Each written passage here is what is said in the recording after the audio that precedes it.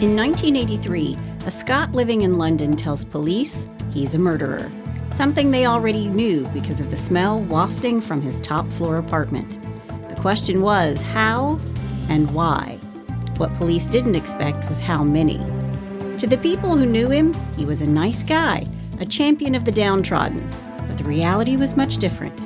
This is the story of a twisted serial killer who brought men to his flat, murdered them, and kept their corpses for weeks, sometimes months.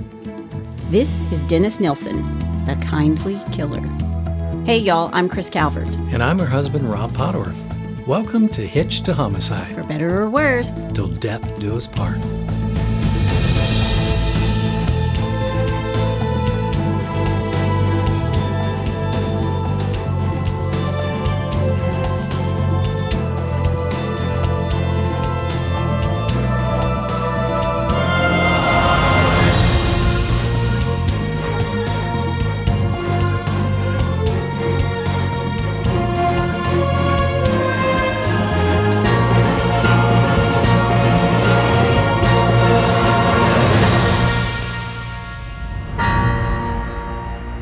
Welcome back, everybody. Yes, willkommen, willkommen, willkommen. That's for my German friends. Oh, wie geht's?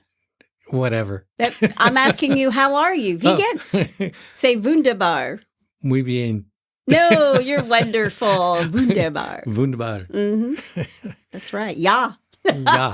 Jawohl. Well, I should know that since my heritage is German-Irish. There you go. Yeah. Well, if you're listening in Germany, I know we do have listeners in Germany, but wherever you're listening, be sure to like, rate, and review. That helps other people to find us. You can join our Facebook group, the In-Laws and Outlaws. Mm-hmm. Everybody in there, I think, is an outlaw. They are. But we love them like they're in-laws. Some of the funniest, people keep putting things into the group and saying, I don't know if this is the right place for this. And then underneath it, everybody starts commenting, this is exactly the right place for this.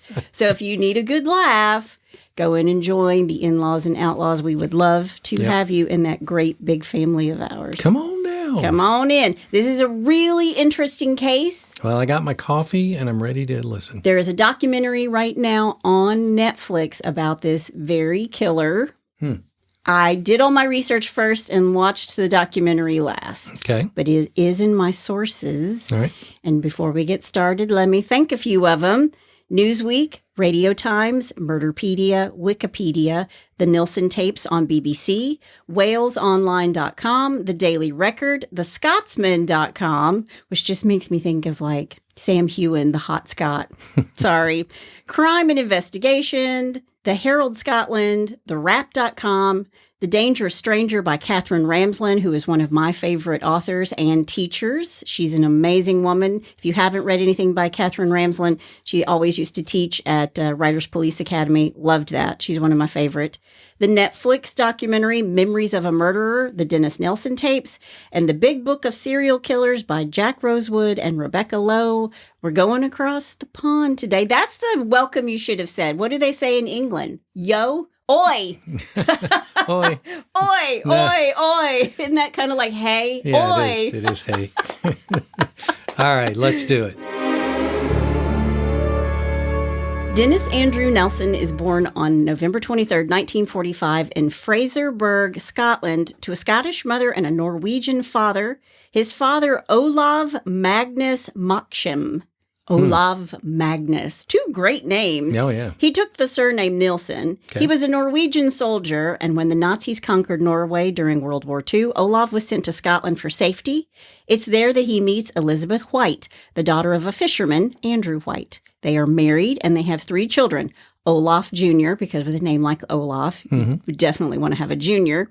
Dennis, who is the middle child, and Sylvia. Okay. His parents split in 1948 when Dennis is 4. His armed forces dad kind of neglected the family. He focused the majority of his attention on the Free Norwegian Forces, and I also read that his father was an alcoholic. Now, his mom's going to eventually remarry, and Dennis and his older brother and younger sister are basically raised by his maternal grandparents. They lived with them, and Dennis was especially close to his grandfather, with whom he spent the majority of his time. Andrew White, his grandfather, took Dennis everywhere. Andrew White was a fisherman, and he would often leave his family to spend weeks at sea, which just makes me think of like Wicked Tuna and all of those guys who are out there risking their lives for a fish, and that's what he would do. So we can have sashimi. Exactly. One of Rob's favorites. Yeah.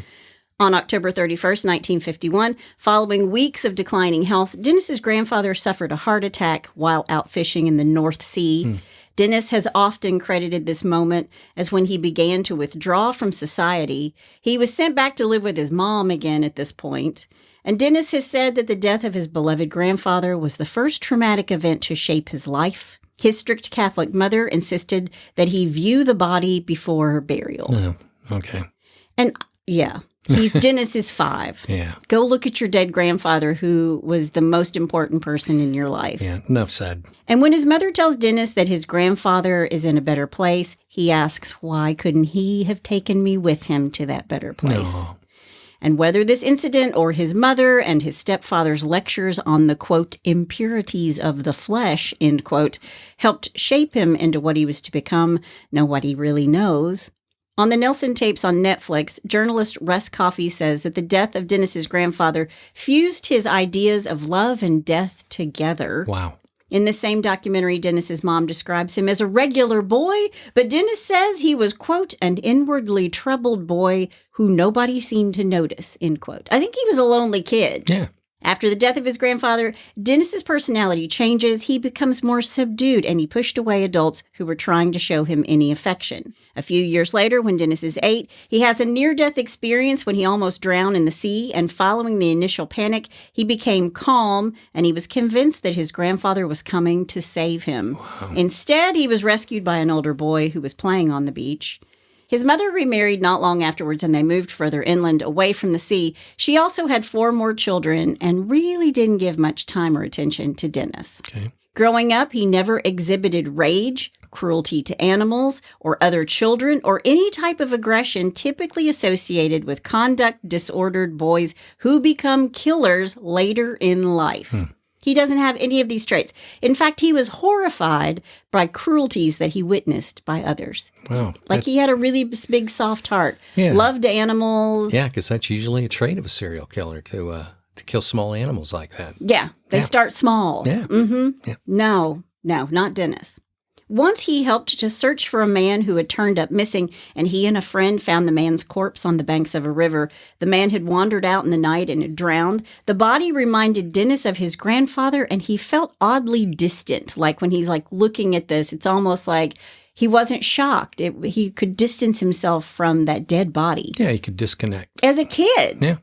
As Dennis entered puberty, he came to realize that he wasn't heterosexual, but he also wasn't sure if he was bisexual or gay, and he noticed that the boys he found attractive looked similar to his own sister. He was confused. Yeah. Yeah. I think that's an understatement. Yeah. He was confused. Hey, listen, I love my sister Cheryl, but yeah, no attraction there. Yeah, he was confused and he felt shameful about it, but he reportedly fondled both his sister and his brother while they slept during this time. And he claimed to have been unsure about his own sexuality. And as a result of this, his brother catches him as he's trying to touch his brother, and his brother taunted him about being gay and belittled him in public. In fact, Olaf Jr. bullied Dennis about being gay or being different from that moment on. Gotcha. With the belief that the British Army could be a potential escape from the rural locations he'd been raised, Dennis joined the Army Cadet Force at age 14, enlisting for 9 years service in September 1961 when he finished high school. Okay. Yeah, so he's just like, I guess he feels like, I want out of here. The Army's my way out. So he enlisted at 14, but he wasn't able to join. Well, he joined the Army Cadet Force at 14. Okay. And then enlisting for 9 years service in September 61 when he finished high school. Got it. Right. Okay. He became a cook where he also learned the art of butchering. That's called foreshadowing. I could hear that one coming. Yeah, from a mile away. Everybody could see that one coming from a mile away. And when he's deployed, Dennis, for the first time ever, has his own room. And I read where he doused himself in talcum powder, covered himself until he was white, and then masturbated. He would position a mirror so he couldn't see his own face or head, and then he would pretend that the other body was dead. His own body was dead, and this is what aroused him. Wow. So is that his grandfather's body? Is he just aroused by dead bodies all of a sudden? Who the heck knows about that? I'm going to give you a little tidbit of information later on in the podcast, so hang on to that thought. All right. Dennis was deployed to West Germany, to Berlin, in fact, and he discovered that by drinking large amounts of alcohol, he was able to socialize more comfortably and with great ease. Right. I mean, lots of people need liquid courage. I was going, so? And he's in Berlin, so he's getting some great beer. Oh, yeah. I mean, that's what he's drinking. Absolutely. I just think it means that he was letting his guard down. Sure. Despite managing to keep his sexual orientation well hidden from his colleagues by only ever showering alone, he cited one particular incident which led to the development of several disturbing erotic fantasies. Uh-oh.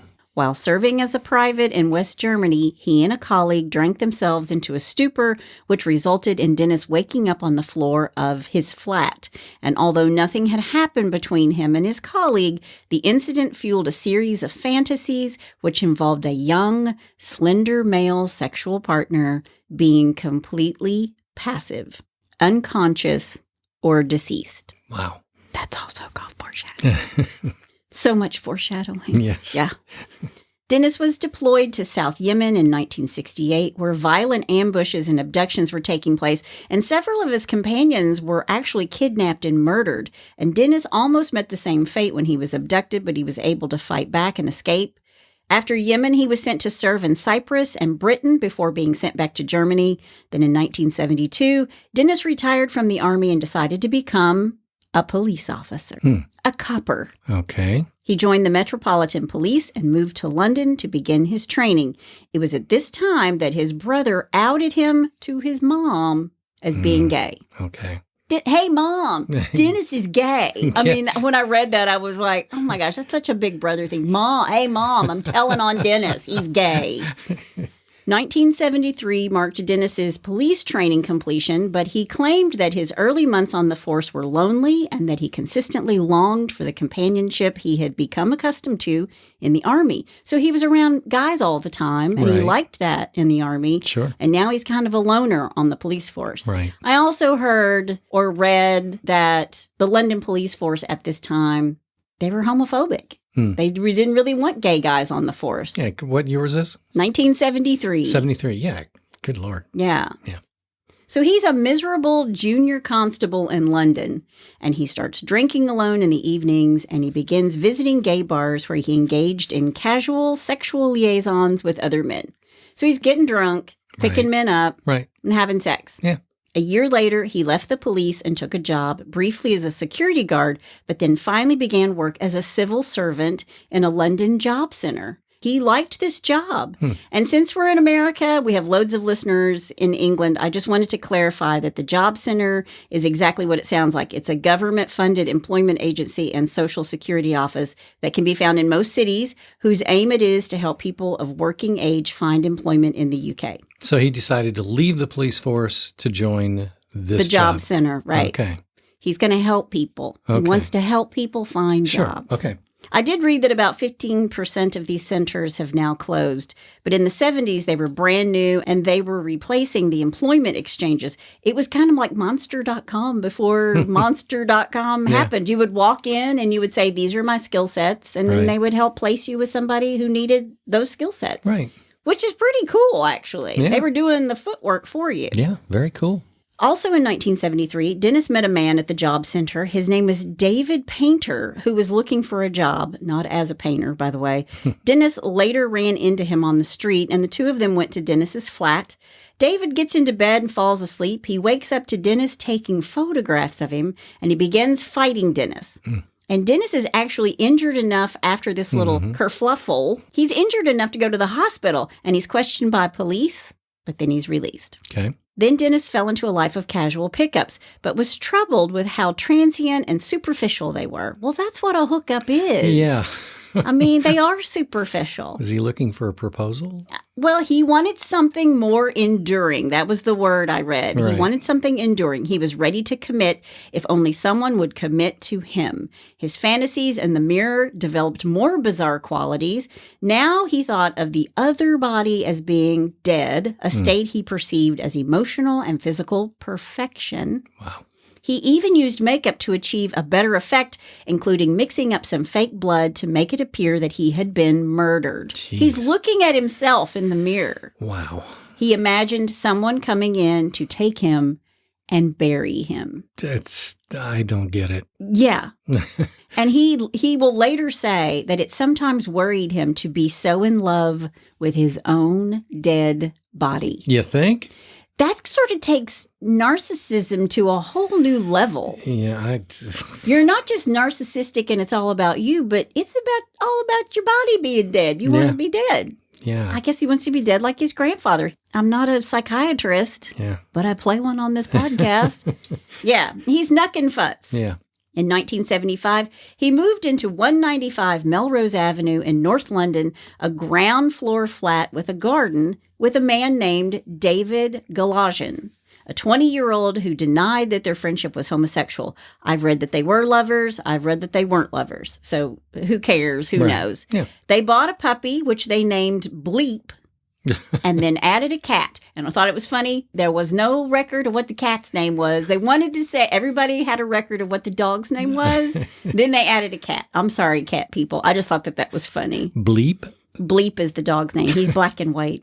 2 years later, these two are fighting a lot, and Dennis tells David, get out. Go ahead and leave.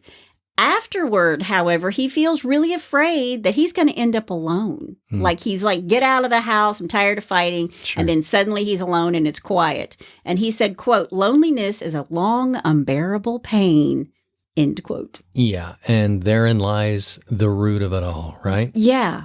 Well, in so many ways. He threw himself into his work, became increasingly more political. He drank more, and he watched a lot of television. So he's just filling time and space. Sure. But he's a really lonely guy. Right. From this point forward, Dennis led a mostly solitary life. He was involved in a series of superficial, transitory relationships with men, though they did not alleviate his feelings of profound isolation and loneliness. And I think all the one-night stands just made him feel more alone. Right. And then I read this. Just like Jeffrey Dahmer, Dennis wanted somebody who wouldn't leave. Oh, no. And so it begins. Here we go. December 30th, 1978, 14-year-old Stephen Dean Holmes is at the Cricklewood Arms Pub. I thought, what a great name, the Cricklewood Arms Pub. And the pubs in England are great. Oh, yeah. My very good friend Andrew and his family live over there, and I've visited a couple times, and he would take me to his favorite pub, and you walk down these set of stairs, which basically kind of takes you underground. That are like 7,000 years old. Yeah, exactly. Yeah. Exactly. And it's just, I love English pubs. Well, this is the Cricklewood Arms Pub.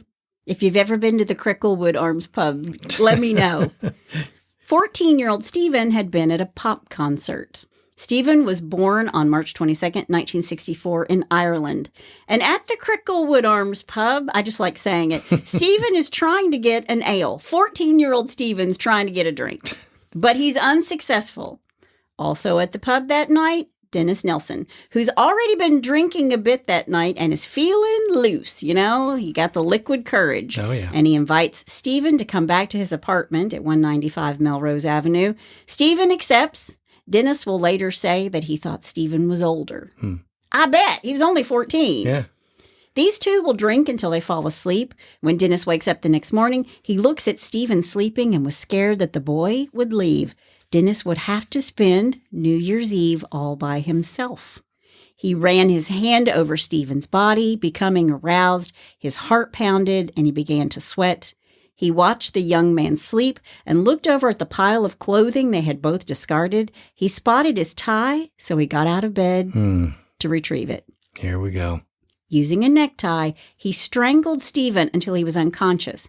Stephen woke up while this is happening, and Dennis continued to strangle him harder until 14-year-old Stephen is unconscious, but he's still alive. And this is when Dennis decides to drown him. He sticks his head in a bucket filled with water and waits for the bubbles to stop.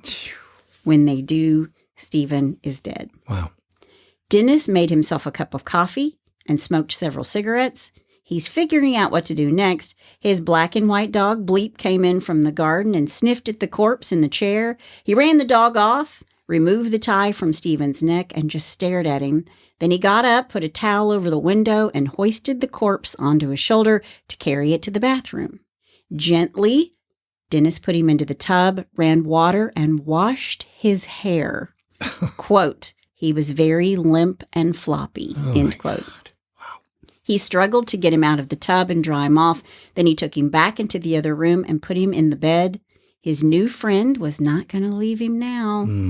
He ran his hand over the still warm flesh, noticing the slight discoloration of his lips and face. He pulled the bedclothes over him and sat on the bed, trying to think. Quote, it was the beginning of the end of my life as I had known it.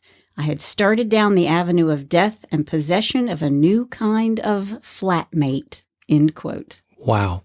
Can you imagine putting that in the classifieds? Sorry. Rather than being appalled by the sight of a corpse, he thought it was quite beautiful. He did not really know why he'd killed this young man. He just didn't want him to leave. He had spent Christmas alone, and he didn't want to do the same for New Year's Eve. And now he had somebody to spend it with, a dead body. Later that day, he went to a hardware store to buy an electric knife and a large pot, but he could not bring himself to cut up the body this way. Instead, he opened some new underwear and dressed the body. Then Dennis took a bath. That's when he decided to try to have sex with the corpse. He got into bed but couldn't sustain the arousal he had felt moments earlier while he's in the tub, so he pulled the body off the bed and laid it in the floor, and he used a curtain to cover it, and he got into the bed and fell asleep. Jeez. Later, he gets up, makes dinner, and watches television with the body still lying on the floor, not too far away from him, and finally he knew he needed to do something. He pried loose some floorboards and tried to shove the body into the space, but rigor mortis had set in, and he couldn't get the body into the space. It's just wrong. So he stood the body against the wall, deciding he was going to wait for the stiffness to pass. I guess he thought if he stood him against the wall that eventually the rigor mortis would pass. Wow. But the next day, the corpse is still standing against the wall. Of course it is. It's like Weekend at Bernie's. So Dennis laid him down and worked on his limbs to loosen them. Finally, he was able to get him into a grave under the floor. He covered the corpse with the floorboards and put the carpet over top of it. Well, that's not going to smell. Yeah. After a week, Dennis was curious, so he lifted the carpet and opened up the floor once again. The corpse was dirty, so Dennis carried it back to the bathroom to wash it. Ugh. Then Dennis washed himself in the same water. When he carried the body back to the living room, he was so aroused that he knelt down and masturbated onto the corpse's stomach. Rather than stuff him beneath the floor again, he trussed him up by the ankles. Eventually, he put him back under the floorboards.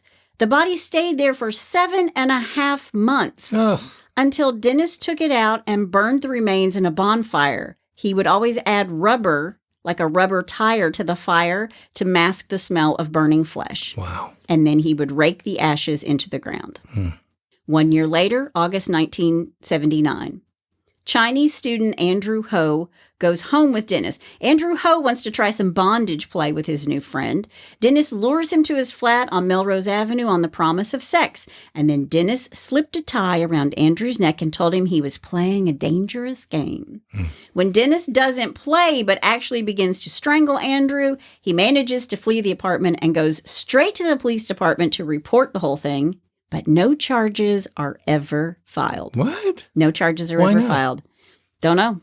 Attempted strangulation and you get no charges. Nothing. Wow. Nothing. This isn't going to be the first time. Hang on. Why does it seem like all these serial killers, they just keep getting away with everything? Because they do. I know. That's why they're actual serial killers It's and not just- just a murderer.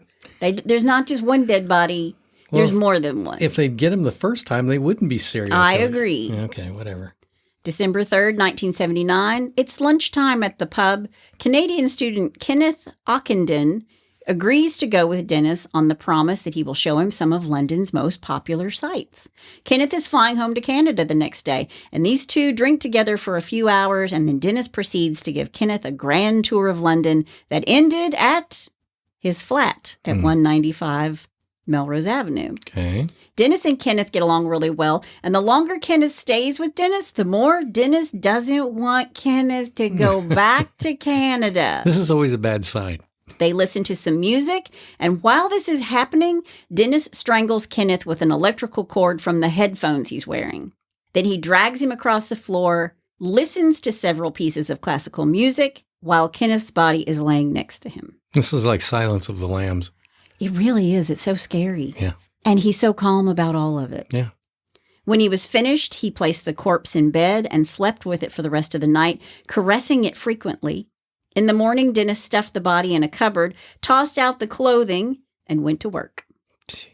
So a cupboard in the UK is a closet. Right. So he tossed him in a closet. With the brooms and everything else. Yeah, but not his clothes. He tossed out got rid of his clothes. And he just went to work because he's got to go help the downtrodden find jobs in London. Well, he'll come home and fix some dinner. Well, during the day, Kenneth's body wriggled into a doubled up position because he just tossed him into the closet. Yeah. So Dennis takes him out a day later, cleans him up, then he dresses him and sits him in a chair, taking photos of him with his Polaroid camera in several positions. Wow. I'll let your mind wander where it wants to. After that, he took him into his bed and positioned the corpse spread eagle on top of him. He spoke to Kenneth as if he could hear him, and he crossed Kenneth's legs together and had sex between his thighs. And finally, Dennis places Kenneth in the space beneath the floorboards. Wow. Over a period of 2 weeks, Dennis would take Kenneth out 4 different times, and in between each reburial, he would put Kenneth's body in a chair near him while he drank alcohol and watched TV. Dennis would dress him in something fresh, then put him to bed, tell him good night. Quote, I thought that his body and skin were very beautiful, end quote. Wow. This is a 2-week-old corpse. Yeah. I'm sure that skin looked really good. In 1980, Dennis has murdered 5 more young men. These men have never been identified. But all these bodies are piling up under the floorboards, and they're beginning to smell, and they're now filled with maggots. Ugh. Dennis decides to burn all of them on another bonfire in his garden, again disguising the smell by melting a car tire. Ugh. May 1980, 5 months later, Dennis meets 16-year-old Martin Duffy. Martin was a Merseyside-born catering student. Merseyside is in northwest England. Martin had kind of been homeless since arriving in the big city of London. He was actually hitchhiking when he meets Dennis. He's homeless, he's hungry, and he accepts Dennis's invitation to spend the night at his flat. After 2 beers, these two go to bed. Dennis climbed on top, trapping Martin's arms under the covers, and strangled him. And even though he went limp, he was still alive, so Dennis carried him into the kitchen and drowned him by pushing his head into a sink full of water. Wow. Dennis then took Martin into the bathroom and got into the tub with him. Really? Dennis bathed him and caressed him. Quote, I talked to him and mentioned that his body was the youngest looking I had ever seen, end quote. Wow. Dennis brought him back to bed and kissed him all over, then sat on his stomach and masturbated. Then he stored Martin in a closet for 2 full weeks before placing him under the floorboards. Yeah, he had a little death apartment. Yeah. Yeah. August 1980, 27-year-old William Billy Sutherland is a fellow Scot.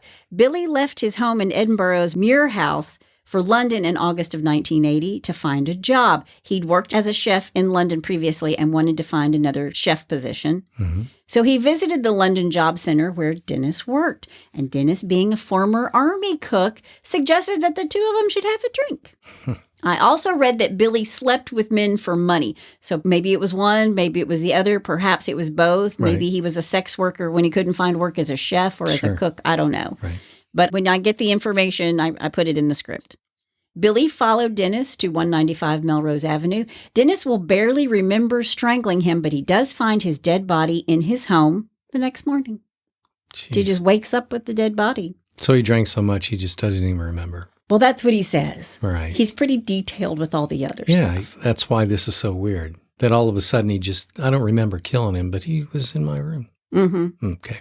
Also in August 10th, 1980, Douglas Stewart goes back to the Melrose flat with Dennis. He falls asleep in an armchair and wakes to find that his feet have been tied, and Dennis is slipping a tie around his neck. Douglas fights back. He knocks Dennis over, and Dennis tells Douglas, "Get out." And he does. But Douglas also calls police to the Melrose apartment on August 11th around 4 a.m., and police notice that Dennis has been drinking. And when they get to the apartment, Dennis acts very surprised by the accusations that Douglas has made, and the police decide it was just a hookup between two gay men that goes awry. And they also said that they felt like both sides were hiding the whole truth. A report was made, but Douglas never followed up, which was required, and it was dropped. I wonder why. I don't know. Maybe he just didn't want to get involved. Maybe that's what happened to the first guy. Sure. He just didn't want to get involved. But it was dropped. And there are bodies under the floorboards, and the police are showing up at his door, and Dennis is cool as a cucumber. Oh my gosh, I'm clutching the pearls. I have no idea what he's talking about. I just can't imagine that you wouldn't be able to smell that. The smell of death. Come on. Apparently, they could not. Wow. 2 more boys are murdered at Melrose Avenue after this. The remains have never been identified. There are all kinds of people who've never been identified. Wow. And he didn't know their names. Sure. September 1981, 24-year-old Malcolm Barlow was an orphan who had some issues. To begin with, he was a pathological liar. Dennis met Malcolm when he was outside his home complaining of weakness due to epilepsy. So Dennis took him home, called him an ambulance. And when Malcolm was released from the hospital, he came right back to 195 Melrose Avenue and sat on Dennis's doorstep waiting for him to come home from work. When Dennis arrives, he invites him inside, and they drink together before Malcolm falls into a deep sleep. But Dennis found Malcolm's presence a nuisance. It's almost like he didn't bring him home. Right. He just showed up. Right. So he didn't really choose him. This guy just kind of like... He wasn't in total control of this. Maybe that's it. He just sort of inserted himself in his life. Yep. And because he found him a nuisance, he strangled him. Wow. The next day, Dennis stuffed Malcolm in the cabinet under the kitchen sink. He sat in the flat with a half a dozen other bodies awaiting disposal. Some of them, Dennis had kept in bed with him for sexual purposes for as long as a week. Having control over these men thrilled him, and the mystery of a dead body that would not respond fascinated him. Wow. It was his feeling that he appreciated them more deeply than they had ever been appreciated before. That was his rationalization. Yeah. Yeah. It's like, I'm worshiping these dead bodies like no one would ever do. So I wonder, did he have direct access out to his garden? Yes. Okay. I think he did. I've seen the pictures. Okay. And I can post a picture of 195 Melrose Avenue. Okay. Because I'm thinking, there's no way if... He's on the first floor. Okay. He's on the first floor on Melrose Avenue. Okay. That part I know. But Dennis kept the corpses in bed with him for sexual purposes as long as a week. So having control over these men thrilled him, and the mystery of a dead body that wouldn't respond fascinated him. Dennis sprayed his rooms twice a day to be rid of the flies that were hatching. Jeez. Another tenant noticed the odor, but Dennis assured her it was just the decay of the building. And once he contemplated suicide, but his dog came in, wagging her tail, and he decided against it. Instead, he spit on his image in the mirror. So he's very conflicted. Yeah. I think he feels like he was getting close to being caught because somebody thought that it smelled bad. So I'm just going to kill myself. Then the dog comes in. Then he just spits at his own image because he hates himself. Sure. But yet he's such a narcissist. I mean, it's all about him. Well, let's just face it. This guy's so messed up. He doesn't know what he's doing. Yeah. Which end is up? Yeah. So here's what he would do to get rid of bodies. You were asking about the garden. He would put his dog and cat in the garden. He would strip down to his underwear. Then he would cut them up on the stone kitchen floor with a kitchen knife. He would boil the flesh off the head in the pot that he bought from the very first murder, the very first time he went out, the 14-year-old boy. Right. He went to the hardware store, and bought a knife, and he bought a great big stock pot. Yeah. But then he didn't end up cooking him at all. But that's what he's doing now. He boils the flesh off. He learned how to butcher in the army. He knew how to best cut up a body, and he would place the organs in plastic bags. He would then place the whole package under the floor until it was time for the next step. And at one point, there were 2 entire bodies beneath the floorboard and 1 more dismembered. Jeez. He also put pieces into the garden shed or down a hole near a bush outside. The internal organs he put into a gap between the double fencing in his yard.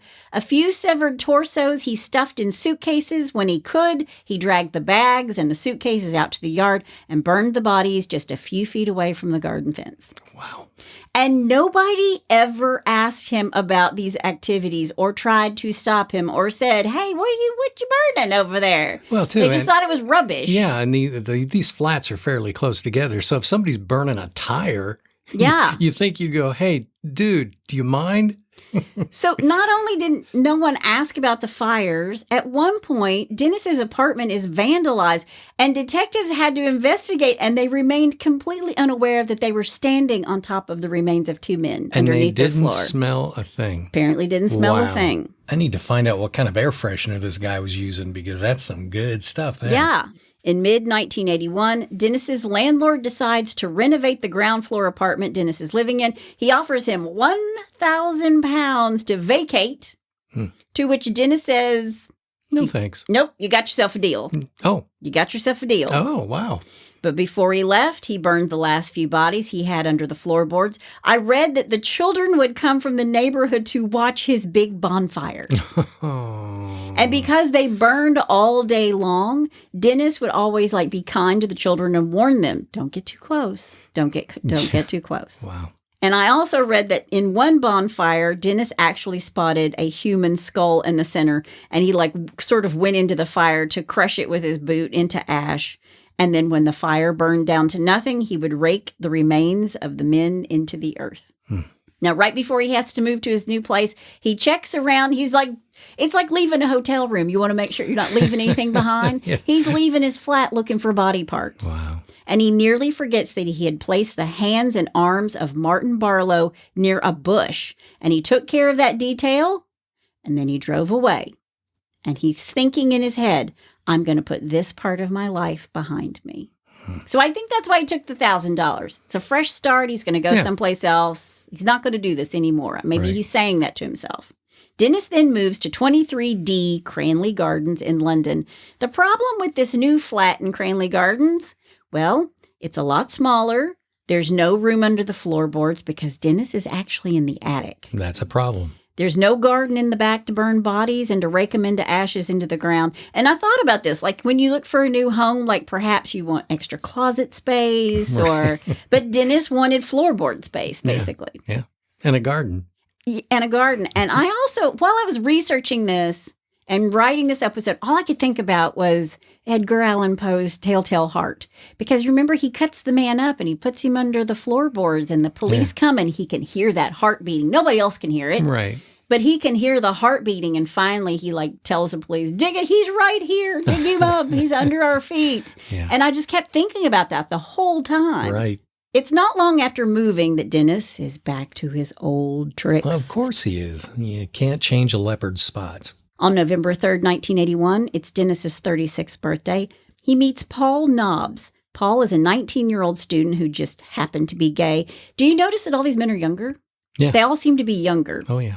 These two start drinking together at the pub, and Dennis takes him home with him. They drink some more, and then they go to bed. Paul wakes up at 2:30 in the morning with a terrible headache. He wakes up again at 6 a.m. and goes into the kitchen. In the mirror there, he sees a deep red mark across his throat, and the whites of his eyes are bloodshot. And his face looks purple. It looks really bruised. And it's at this point that Dennis says, you look terrible. You should probably go see a doctor. And that day, Paul visits the university infirmary and learns that the bruises on his throat indicated that someone had tried to strangle him. Oh, wow. He did not report the incident at the time. So I think maybe part of the reason they're not reporting is because they're gay men. Right. And homosexuality was a crime. Yeah. So, yeah. Yes, 1981. Yeah. Yeah. New Year's Eve, 1981, Dennis invites his neighbors to his flat for New Year's Eve, but they all have plans. Besides, Dennis already looked pretty drunk, and this really kind of disturbed the neighbors. And later that night, the neighbors hear Dennis leave the house and then return home with somebody with him. He's got somebody in tow. Okay. A little bit later, they hear a commotion upstairs, and somebody comes running down the steps. They're crying and running out the front door, and that person was Toshimitsu Ozawa. He tells police that he thought Dennis wanted to kill him. Dennis approached him with a tie stretched between his hands. There was no follow-up investigation.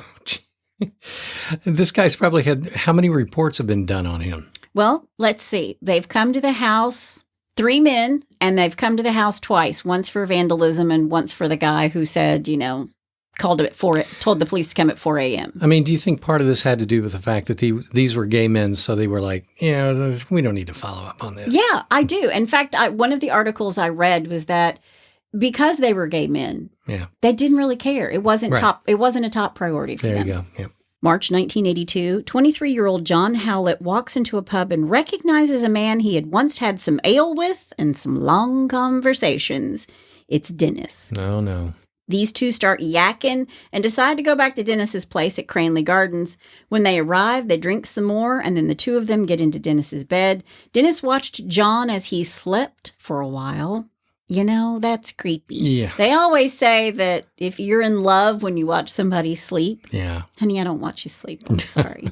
I am out like a light. I love you more than life itself. I don't watch you sleep. Yeah, if you're awake more than 30 seconds after your head hits the pillow, I know something's wrong. He can't stand it because I can go to sleep that fast, y'all.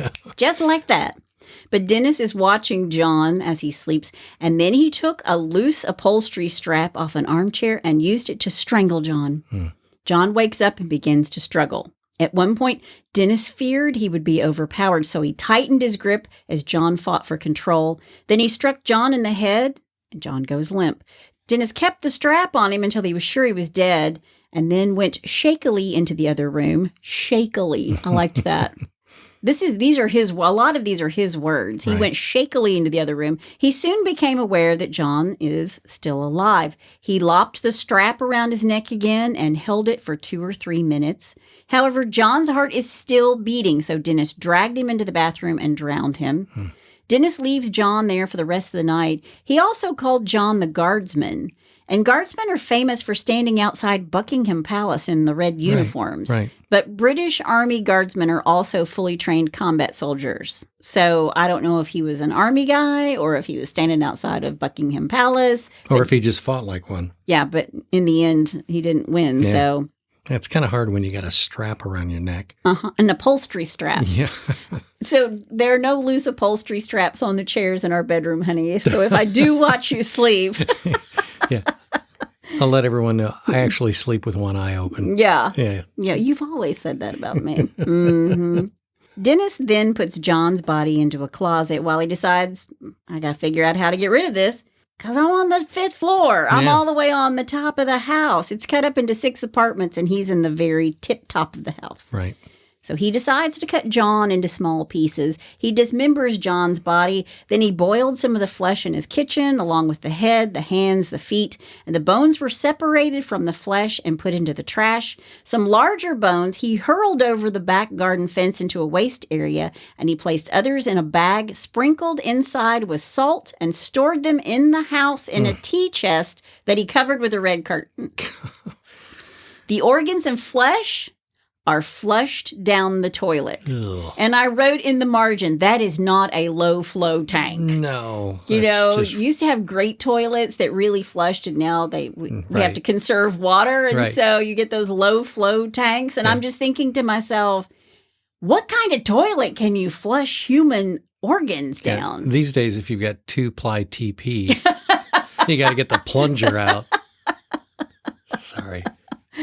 But John's bones are then put out with the trash, and nobody's the wiser. He flushes organs down the toilet and puts the bones out with the trash. Pretty efficient. Yeah. Yeah. 1 month later, in April of 1982, Dennis attempts to kill 21-year-old drag queen artist Carl Stoddard. These two are at Dennis's flat drinking before going to bed, and Carl is resting in a sleeping bag on Dennis's floor. At first, Carl thinks that Dennis is trying to free him from the zip of the sleeping bag. Then he realizes he's strangling him. Carl can hear water running while he's sort of in this state of unconsciousness. And before realizing what was actually happening, he's immersed in water. And Dennis was trying to drown him because, that's kind of his thing. Right. Strangle, drown. So Carl stops struggling in the water. And Dennis carries him to the couch because he thinks he's dead. Carl's not dead. He just decided to... He's playing possum. He's playing possum. And when Dennis begins to lick his face, he realizes that Carl's not dead. So he carries Carl to the bed and wraps his own body around Carl's until he regains consciousness. Okay. So Carl is sort of in and out and in and out. Dennis tells Carl the next day that he got his throat caught in the zipper of the sleeping bag that was covering him. And Carl attributed the whole thing. He just thinks it's a bad nightmare. Wow. I mean, they had been drinking and stuff, and he was like, that was just a bad nightmare. And he went to get a checkup, and he learned that his condition was consistent with severe strangulation. And he actually agreed to meet Dennis again. Dennis is like, this was great. Let's get together again. And he was like, yeah, sure. Yeah, let me give it another try here. But Carl did not keep that appointment. And he also did not go to the police. Gee. Then sometime in late 1982, Dennis meets Archibald Graham Allen, age unknown. Dennis gets Archie back to his flat. He invites him to come over and eat with him. Dennis makes Archie an omelet, and while he's eating said omelet, Dennis strangles him to death. Wow. Dennis puts Archie's body into the bath where it will stay for 3 days. After that, Dennis needs a day off of work because he needs to dismember Archie's body. He puts his organs and flesh and some of the bones down the toilet. Worked the first time. Flush. Let's just keep going. What bones are going to go down the toilet? I guess Small bones, I'm sure. Like your phalanges and Yeah. wow. Your fingers. Exactly.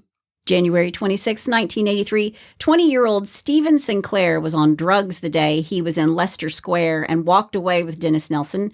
These two went back to 23 Cranley Gardens where they listened to music. Stephen shot up some heroin while he's at Dennis's place and he falls asleep in the chair.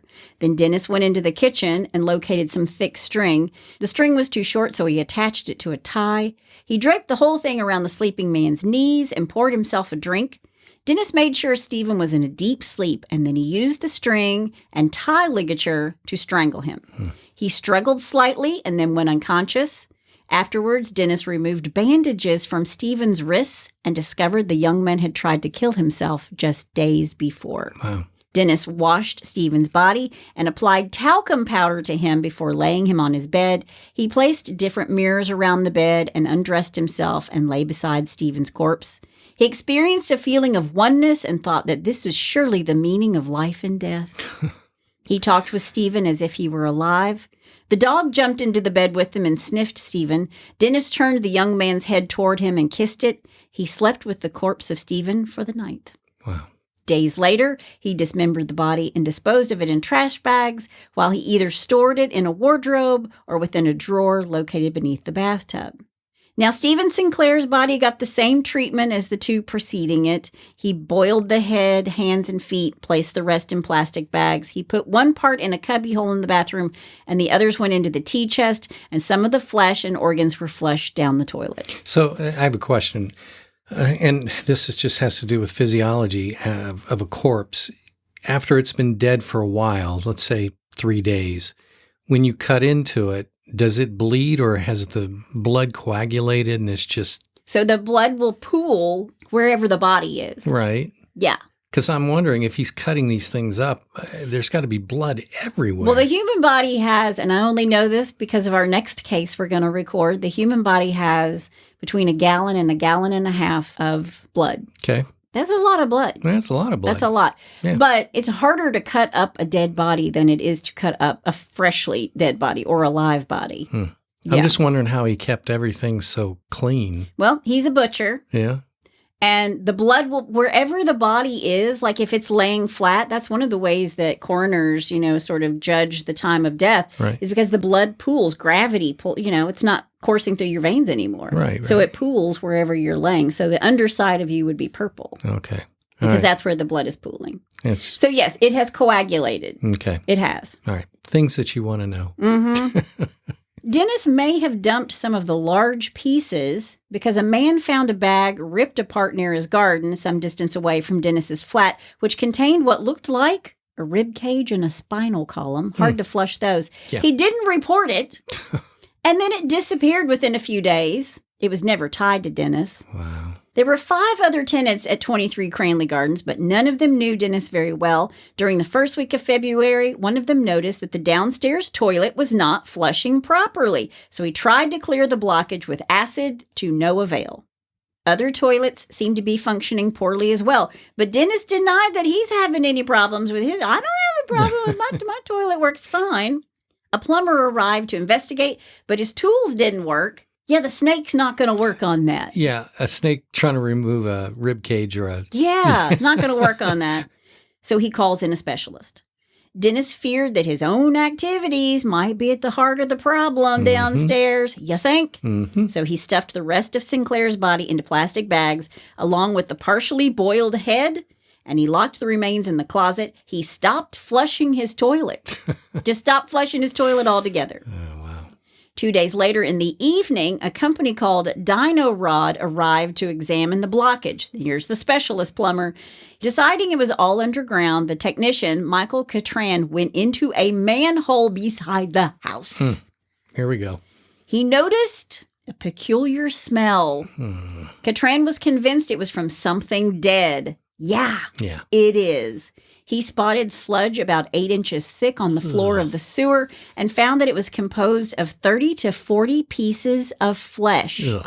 It had come from the pipe leading from the house, and he reported his find to his superiors.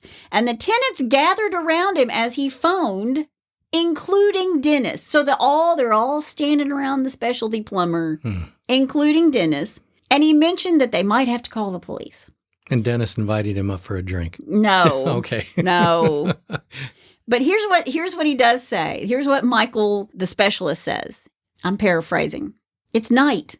We can't see anything. Right. So we're going to have to come back in the daytime to take a better look at this. They're like, we'll do a better analysis when it's daylight. Then he took Dennis and one of the other tenants back outside with him because he's just wanted to show him the rotting flesh. So Dennis is looking at his own handiwork, just being like, oh my gosh, what could that be? Yeah. Well, my butchering skills aren't what they used to be. Dennis returned at midnight to remove the particles of flesh and dumped them over the fence. He thought about replacing them with pieces of chicken from the store, and then he ponders suicide one more time. Yeah. Instead, he sat alone in his flat and drank, surrounded by the body parts of 3 men. He still has body parts in his flat. Yeah. He needs a maid. Yeah. Well, this time his neighbors are kind of like, something's hinky Something's here. hinky on the 5th floor in Cranley Gardens. Something's up in 23D Cranley Gardens. Right. And when Catran returned and found the sewers cleaned out, all of the neighbors tell him, we're suspicious. Yeah. We're suspicious of Dennis on the top floor. And from deep inside the sewer, Catran pulled out one piece of foul-smelling meat, and he calls the police. And at work on the day of February 9th, 1983, Dennis tells a coworker. So while Dennis is at work, the plumber is at the specialty plumber is pulling flesh out of the sewer. And while he's at work, Dennis tells his coworker, quote, if I'm not in tomorrow, I'll either be dead or I'll be in jail, end quote. And they both laughed. Did he give him any reason why? No, I guess his friend thought he was joking. If I'm not here tomorrow, I'm either dead or in jail. Jeez, that's called foreshadowing. Sorry. But Dennis knows what's coming.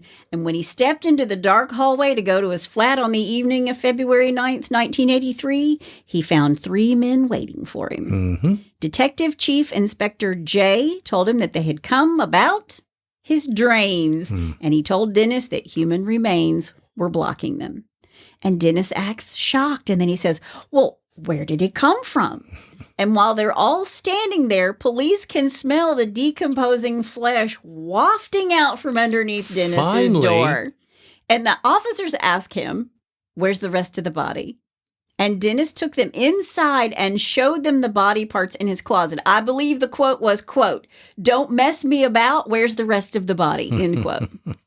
Dennis Nilsen gave up and said he would come to the station. He knew his rights and admitted that he wanted to talk, and talk he did. He unburdened himself in sickening detail, which is why I have all these details.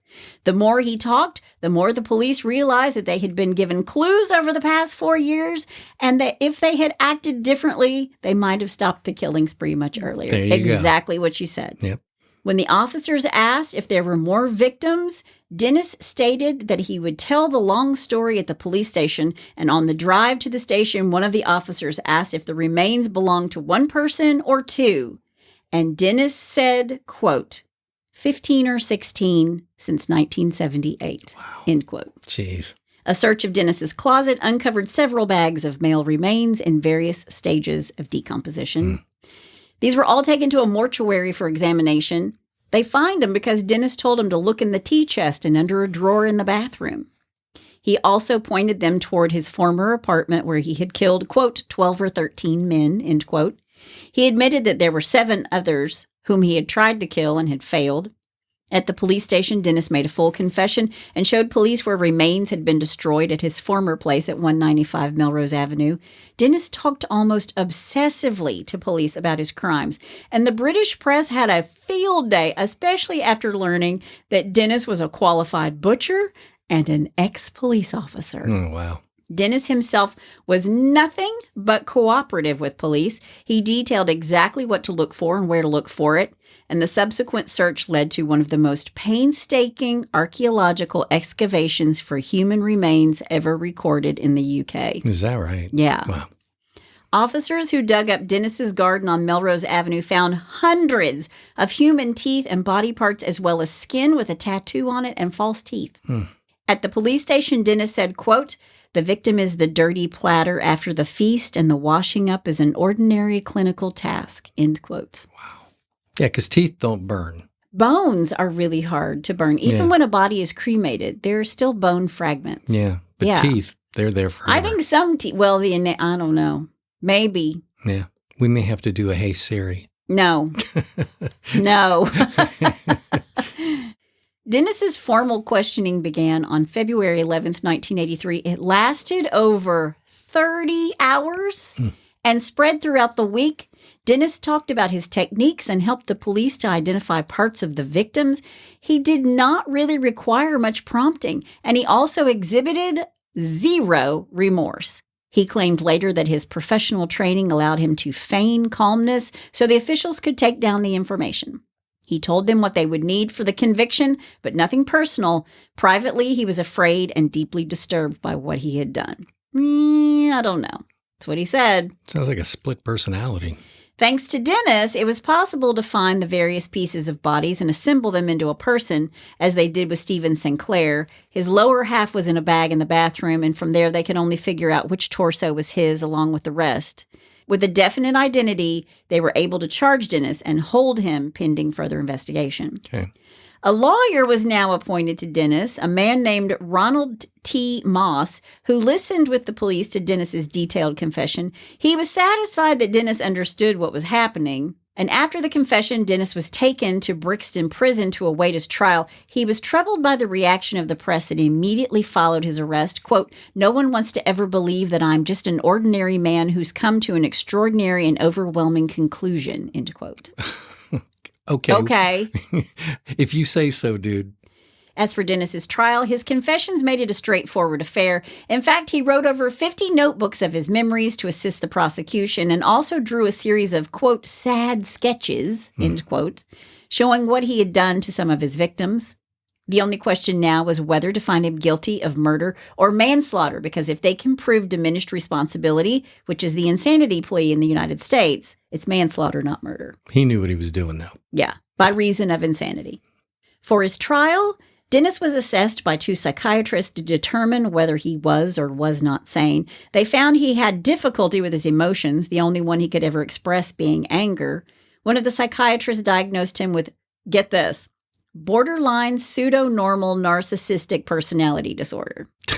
Okay. Bless you. Thank you. He also suffered from occasional schizoid outbreaks, and you had said that. Right. At his trial, Dennis stated he never had a premeditated plan to kill his victims. What? Really? He had the same plan over and over and over again. And he perfected it. He said that it was just something that suddenly occurred moments before the act. Right. Whatever, dude. Whatever. Let me hold up the big W. Yeah. Several surviving victims made chilling witnesses as they testified. All the guys that got away come back and testify. And the prosecution read Dennis's confession verbatim to the jury. The jury began deliberating on Thursday, November 3rd. The following day at 4:25 p.m., they delivered a verdict. Dennis Nilsen was found guilty of 6 murders on November 4th, 1983. He was sentenced to life in prison with the possibility of parole after 25 years. What? The Home Secretary, Michael Howard, changed Dennis's sentence to a whole life sentence, removing the possibility of parole. I can't believe they did it the first time. I can't either. Dennis responded that he was happy with it and that he didn't want to be free again anyway. Yeah. Dennis was sent to Whitemore Maximum Security Prison. He was attacked several times in prison by angry criminals and was known for his rebelliousness, several times getting into it with the guards. Dennis had several homosexual relationships while he's in prison, the most notable being with David Martin, the cross-dressing armed robber famous for being a master of escape. Eventually, Martin committed suicide in prison. Also, while in prison, Dennis became an obsessive writer. He penned poetry, letters, over 40 journals about his favorite subject, himself. He was fascinated with the paradox that split the animal-loving, shy, moralistic human being and the cold-blooded killer apart in his personality. Also, while in prison, Dennis recorded himself for 250 hours. Wow. These are the tapes that are the basis for the Netflix documentary Memories of a Murderer, the Nilsen tapes. This documentary also discusses something you might find interesting. In the 250 hours of tape, Dennis alleges that his grandfather sexually assaulted him, something that has never been proven. Okay. Quote, I vaguely remember that concrete, slit-eyed pillbox where strange things had happened between my grandfather and me. It is a most horrifying admission to make that the only tactile contact I had in my early formative years was the painful and confusing paradoxical embrace of a pedophile, end quote. You know, and it's funny, too, because that statement right there, I mean, this guy was an intelligent guy. Oh, yeah. Yeah. And a prolific writer. Yeah. I mean, but it's all about him. Yeah. Everything is, he wants to talk about himself. There were some wires crossed up there. Dennis died in York Hospital on May 12, 2018, at the age of 72 after collapsing in his prison cell at the HMP Full Sutton Maximum Security Prison. He died of a pulmonary embolism and retroperitoneal hemorrhage that occurred following surgery to repair an abdominal aortic aneurysm.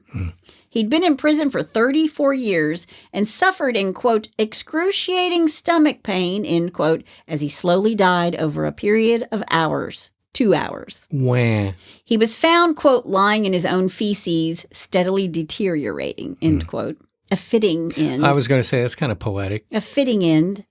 Dennis was cremated in June of 2018, and his ashes were returned to his next of kin, his pen pal, Mark Austin. Don't know who this guy is, but Austin struck up an unusual friendship with the serial killer and has kept his ashes in an urn on his shelf for years. He plans to scatter the ashes in the sea, which he feels will bring, quote, closure to the families of Dennis's victims, end quote. I don't think that's going to bring closure to anything. That wouldn't do anything for me. And if you watch the Netflix documentary, you'll see that people's lives were ruined. Yeah. Today, 195 Melrose Avenue still stands. And it sold for nearly £500,000 in 2015. Wow. The couple that live there have completely gutted and renovated the home, as you would a murder house. Pretty much. When they were asked if they feel a chill in the home, they said, not at all. Wow. But that is the story of Dennis Nilsen, and that's all I have to say about that.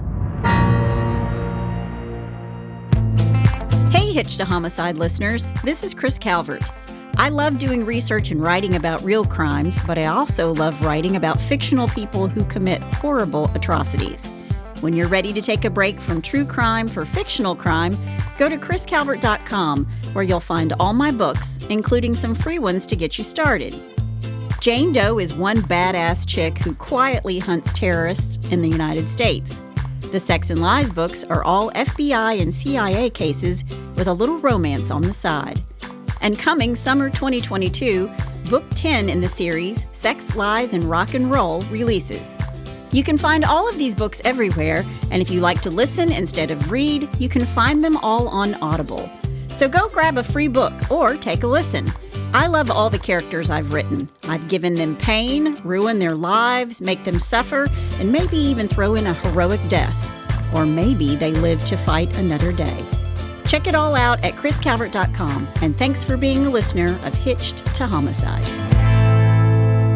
Wow. Yeah, there you have it. Dennis had some issues. Dennis the Menace. Yeah. He really was a menace. He was a menace. All right. Well, let's lighten it up a little bit.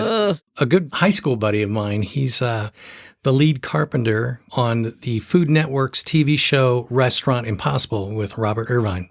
I'm sure you know that show. Tom Cook is my high school buddy, and he sent me this. Subsequently, I found it was on the In-Laws and Outlaws page. I have seen this. Yeah. I know what you're going to talk about now, because all you had to say was Food Network. Yeah. And now I know. Yeah, but Tom sent this to me, so I got to give him credit for thinking of me. And also want to thank Sean in the In-Laws and Outlaws for posting this also. That's where I saw it first. Yeah. Okay, so here we go. This is a good one. Well, bless your heart. Dateline, Carterville, Illinois. Morgue assistant uses... I can't even get through this. Let me try it again. Morgue assistant uses testicles from corpse to help win annual spaghetti cook-off. Now you know I can't get through it. Linda Anders, 41, had been a participant in Carterville's annual spaghetti cook-off, for the last 12 years. In those dozen years, the highest she had placed was second, and Linda knew second was just the first loser. If you ain't first, you're last. That's it. Do it, Ricky Bobby. For 2022 and lucky contestant number 13, Linda used a secret ingredient that she was sure would give her that extra edge and earn herself the blue ribbon she deserved. You can see this one coming down the street. Anders worked as a morgue assistant for the County Williamson. For the 11 months leading up to the cook-off, Linda collected, here we go, the testes from deceased adult males. She would slice them and dice them and sew them up without attracting attention. Is she keeping them in the freezer?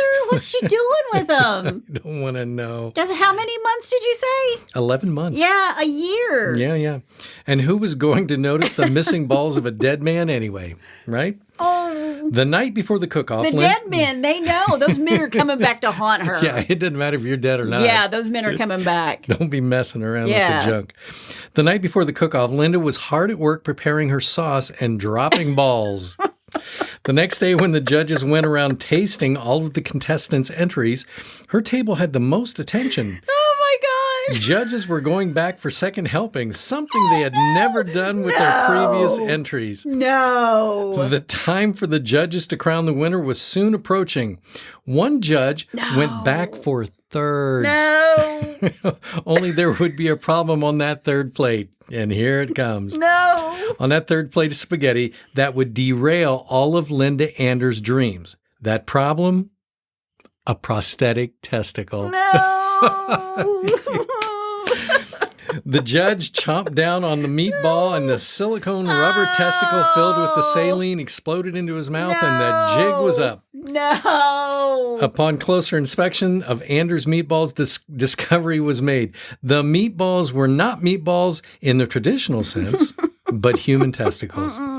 Anders was arrested on site without incident. When asked if she would like an attorney, she would only respond by inquiring if she had won the cook-off.